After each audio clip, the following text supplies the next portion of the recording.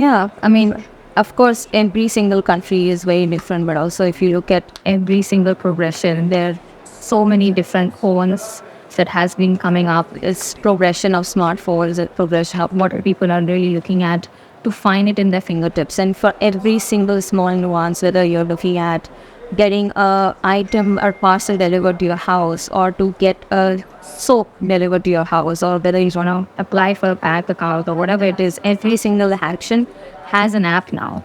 So you have to basically be staying ahead of the curve. We make sure that you are actually staying relevant, and you have so many different apps doing the same thing.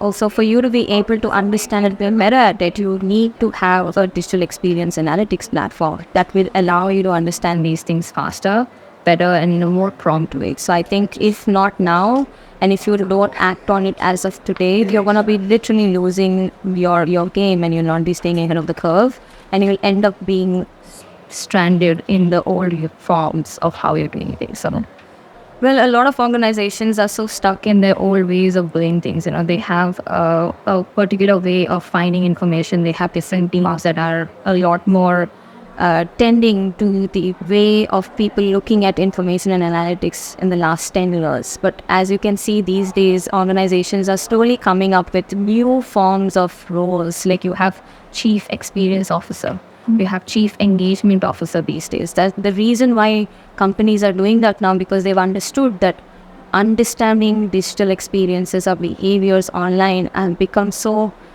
important, and you cannot ignore it anymore. And for you to be able to understand the engagement and have a very human experience understanding within your digital assets has become more and more prominent now.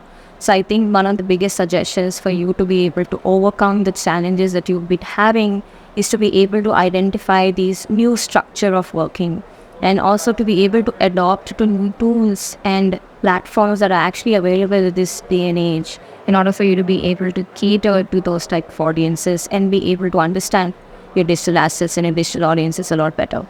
I think one of the most important aspects for that question is, how do I be able to understand not just the technical nuances, the crashes, the API errors, JavaScript errors, or custom errors, and so on, but also to be able to understand the UI UX nuances. You are designing it for a certain set of your audiences in your mind based on the best practices that you have learned across your career in your mind. But you have to be able to gauge information and be able to adopt to it based on what you're seeing.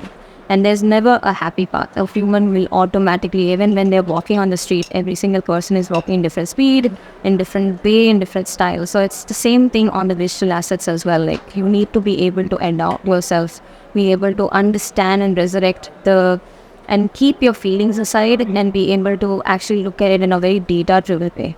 And I think that is the most key fact for me to be able to give as a suggestion, that you have to rely on data and facts and be able to contextualize any form of opinion before you actually try and apply it, because every single application that you do based on just hypothesis is going to be a lot more incrementally impactful than beyond your control. So it's very important for you to be having a data-driven aspect to this. Fair enough. And a lot of the traditional ways is you have a website, which is where it all started. Like in 15, 20 years, the tech boom when the IT boom has started, the website has happened.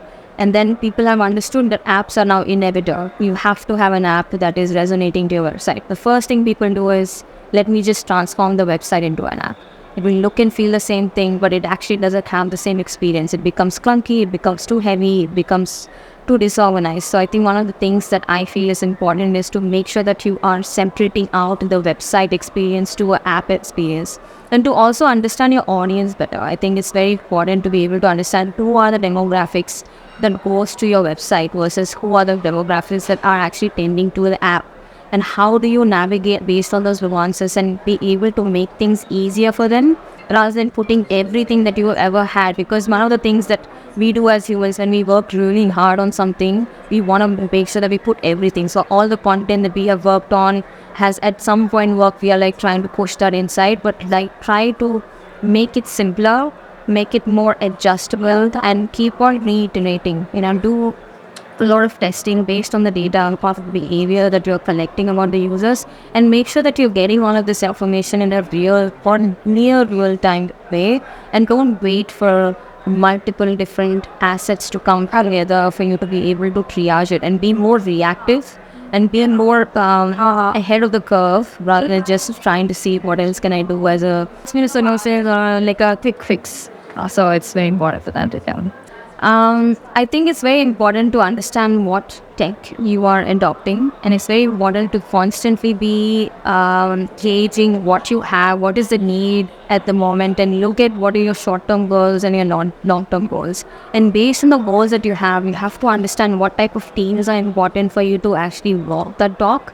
And at the same time, whatever tech stack that you have. So if you have a certain tech stack that doesn't reciprocate directly to your problem statements that you have, you need to really be a more transformative in that approach and make sure that you have the necessary tools that actually allows you to get that information and don't only rely on human needs. Like you rather have a platform that gives you a few clicks of an insight information rather than actually orchestrating every single thing that will slow down your entire process. So it's very important for you to be able to stay ahead of the curve, be aware of what you have and what you need to do to keep on transforming yourself. So be agile, be like Vonna, just make sure that you are having all the information that you have and the tools that are actually going to support all that.